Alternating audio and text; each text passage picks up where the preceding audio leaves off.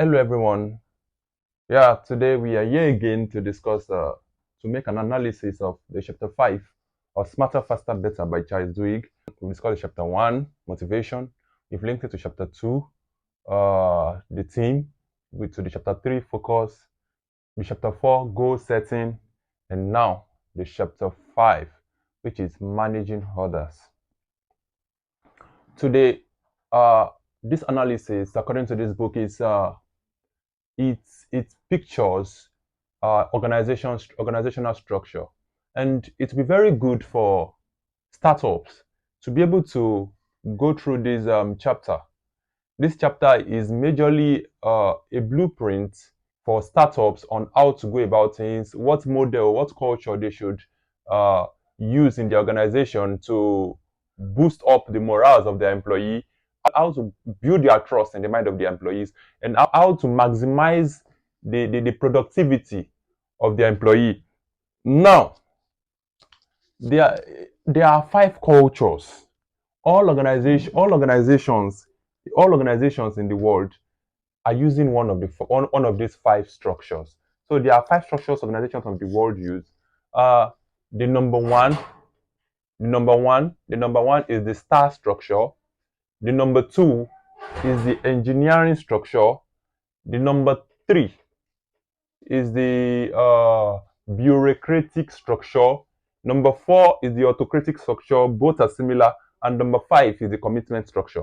So this structure, when you look at all organizations in the world, they abide to one of this culture. They abide to one of this culture. They use one of this culture directly or indirectly. Don't worry, I will drop a slide. I will drop a picture model on the page after I post this video. I will drop a model. So on our Instagram page, I'll drop a model on our Instagram page. You can follow us on Instagram to see the model. So what do I mean? How do I mean about this? How do I mean? Now, let's take a look at this structure one after the other. There are some organizations that abide with the star structure. They employ people that are already in the limelight, people that they need to get work done fast.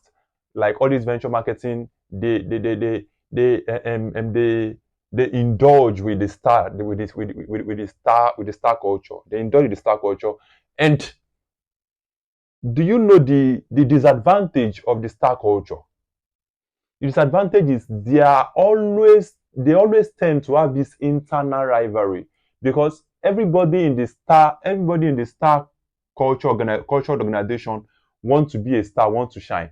So they don't have their back. They always tend to have this internal rivalry. Now, we don't want to go much about that. We don't want to go into much about that. Now, the let's go into the engineering culture. The engineering culture is this kind of organization that they bring up young stars and build them into a star. So everybody working in an engineering culture organization, they are working their best to become a star. And at the end of the day, when that goal is accomplished, these kind of people are not the kind of people that can be retained, because they're having a goal, they're having a mission, they're having what they want to do. The organization does not care about they do not really care about their staff, in quotes. They just train them to be productive, to give them what they want, and if they can't give them what they want, they lay them off. Now, the bureaucratic structure are this kind of structured organization. The bureaucratic culture are this kind of organization that they lay down all the rules for their employees. Their employees are having their work description laid down. Their employees are having their penalty, everything, all the rules and laws and rules and laws and rules and laws that the employee must not go against.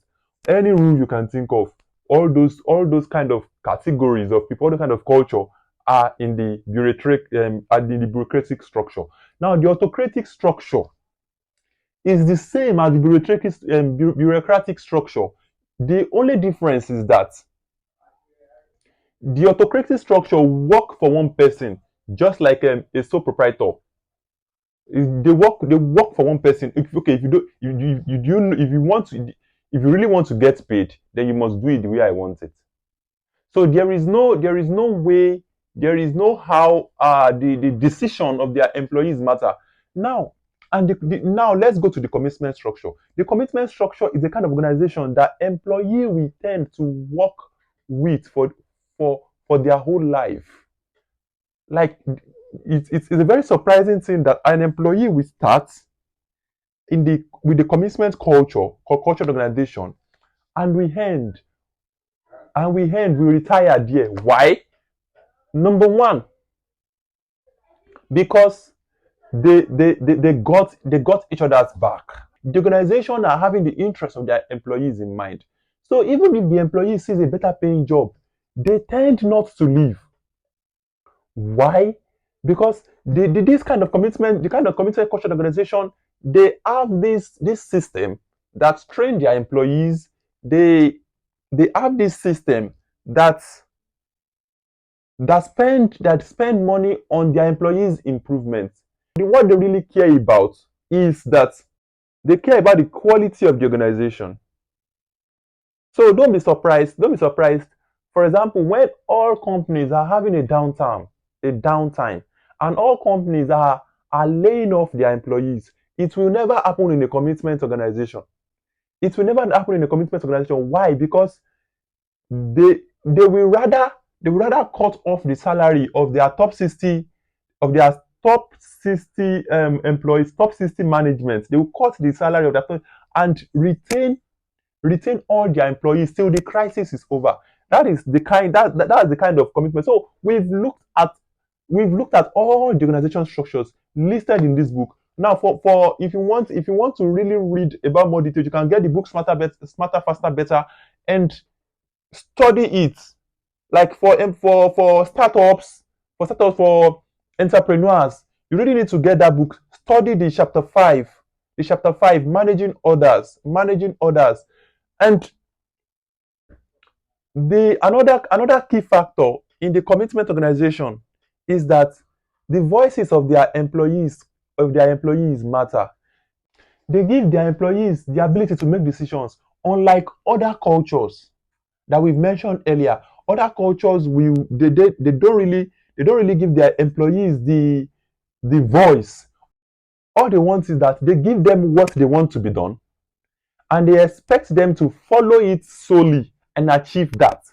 But unlike unlike the commitment culture organization, no, they give their employees the chance to make decisions on their own. They give them the power to make decisions, because what is the point of employing smart people if you don't empower them? What's the point of employing smart people if you don't empower them to fix what's broken? Then there is no point. You employ people and you show them too many responsibilities on your own. Your employees cannot make decisions of their own. Your employees cannot, and human nature, anywhere their voices is not heard, anywhere they don't make choices, they don't tend to last long in that kind of organization. They tend to leave because they just believe, okay, they're working for the money. They're not working for the interest of the organization. They are working to get paid. But this same employee you are complaining about, that you're not getting the best out of them. The moment you give them the ability to make their decision, don't let me deceive you. The moment you give them the ability to make choices, the moment you empower them to fix what's broken with their own, not you giving them what to do, they do it. In that moment, you see that you will get the best out of them. You see that they will give it their whole, irrespective of the pay. Now, fine, the pay is important. You having your employees at heart, you having the problems at heart. You will want to do all in your best, all in your capability to to relieve the burdens on your shoulders. And lastly, let me end this on this note. It's only a sense of control. It's only a sense of control that can fuel motivation. Now, I need you to study all the five cultures of organization we've listed here. I need you to study all the five cultures of organization we've listed here, and I need you to sit down and think about the organizational culture you are using in your organization presently. Is it working for you? Can it be better? If not, you can easily go through the organization structure and find what's better for you. Thank you and God bless you. Thanks for joining in today. My name remains Obayomi Toluwalogo, and see you tomorrow by the special grace of God.